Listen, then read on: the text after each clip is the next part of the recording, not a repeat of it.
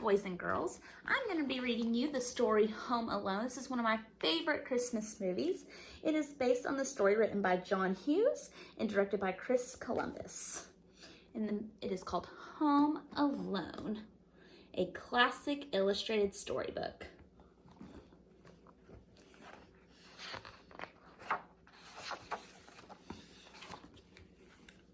"'Twas 3 nights before Christmas, and the McAllister family was getting ready to leave for vacation.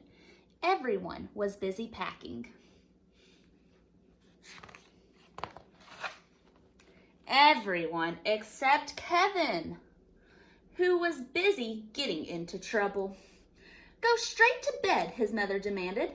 "'That's enough trouble for one day.'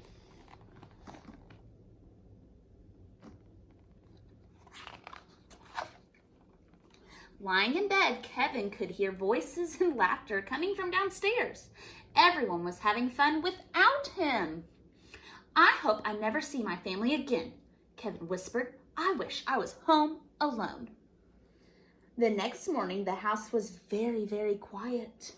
No one was shouting, and no one was running around, and no one was telling Kevin to hurry up and eat his breakfast. No one was home. And finally, Kevin realized what had happened.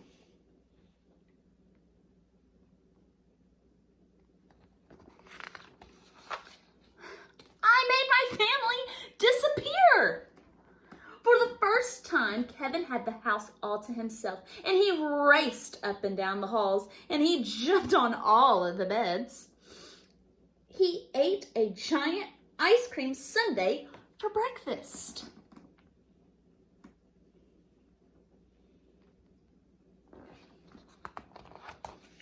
After watching hours of television, he searched through all of his brother's private stuff and rode a toboggan down a giant mountain.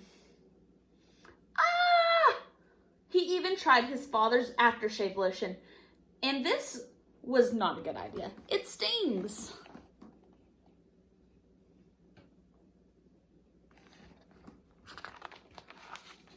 But sometimes it was scary to be all alone. Kevin was especially afraid of his next-door neighbor. Old Man Marley was the scariest person who ever lived on their block. And that night, Kevin heard whispers outside the living room window. Burglars were snooping around his house. "You see," Marv said, "most of the houses on this street are empty. Everyone is away for the holidays." "Perfect," Harry said. "We'll come back tomorrow night and steal everything." Kevin was so scared he dialed 911, but the telephone didn't work. The wires had been damaged in a snowstorm. After hiding under his parents' bed for a long time, Kevin decided that he was just being silly. Only a wimp would be hiding. "I can't be a wimp. I'm the grown-up of this house, and I need to act like one."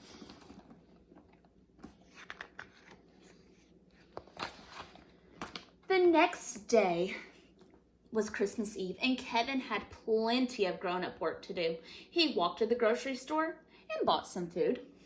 He put his clothes in the washing machine.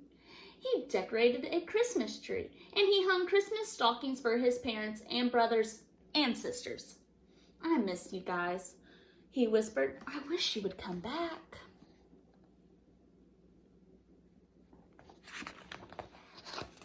Kevin's family always went to church on Christmas Eve, so that's what Kevin did too. After the service ended, he saw his scary next-door neighbor, Old Man Marley, sitting nearby. "You don't have to be afraid," Mr. Marley said. "The kids in the neighborhood have lots of spooky stories about me, but they're not true." After they talked for a while, Kevin realized that Mr. Marley was in fact a very nice man. "Are you visiting anyone for Christmas?" Kevin asked.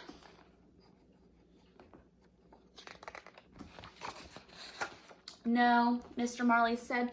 "I miss my family, and I'd like to see them, but my son and I were fighting. I said some angry words that I didn't mean." Kevin knew exactly how Mr. Marley felt.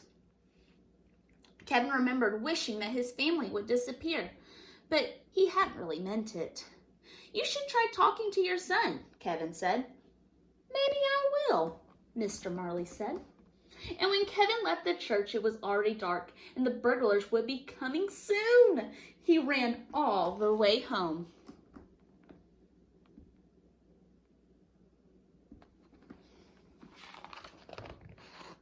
Kevin made a plan that was full of booby traps.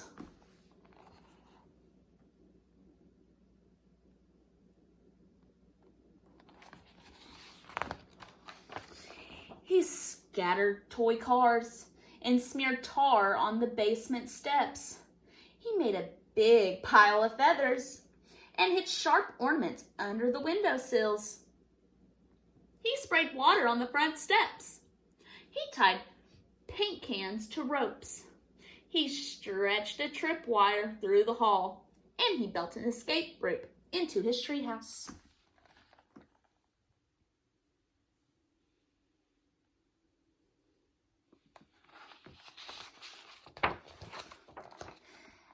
At 9 o'clock, Marv and Harry returned to the McAllister's house, ready to steal everything inside. Oh, they didn't know that Kevin had sprayed water all over the steps, or that the water had froze into slick, slippery ice.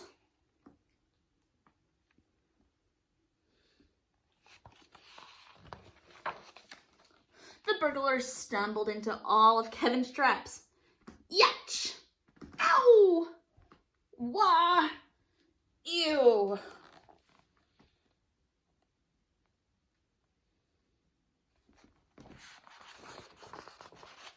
Marv and Harry slipped on the toy cars and were knocked over by paint cans.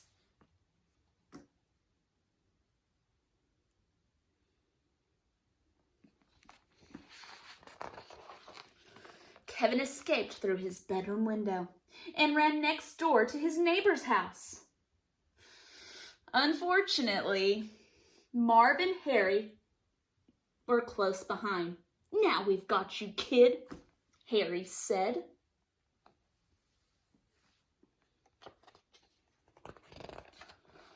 Mr. Marley arrived just in time. Whack!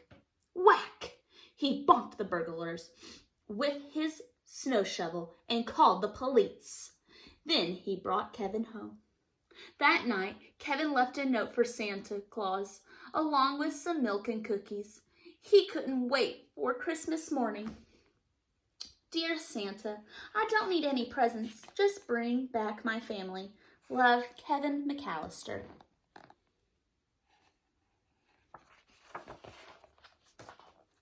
When he woke up the next day, Kevin rushed into the living room. "Mom? Dad? Is anyone here?" No one answered him. And then he heard a familiar voice.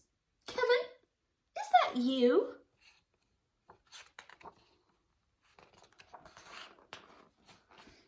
His mother was home. "I missed you so much," he said, giving her a giant hug. "I missed you too," she said. "Where are the others?" Kevin asked.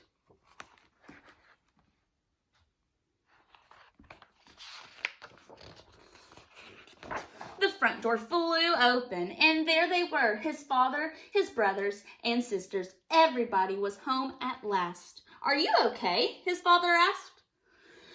"I'm just happy you're all back," Kevin said. "Merry Christmas."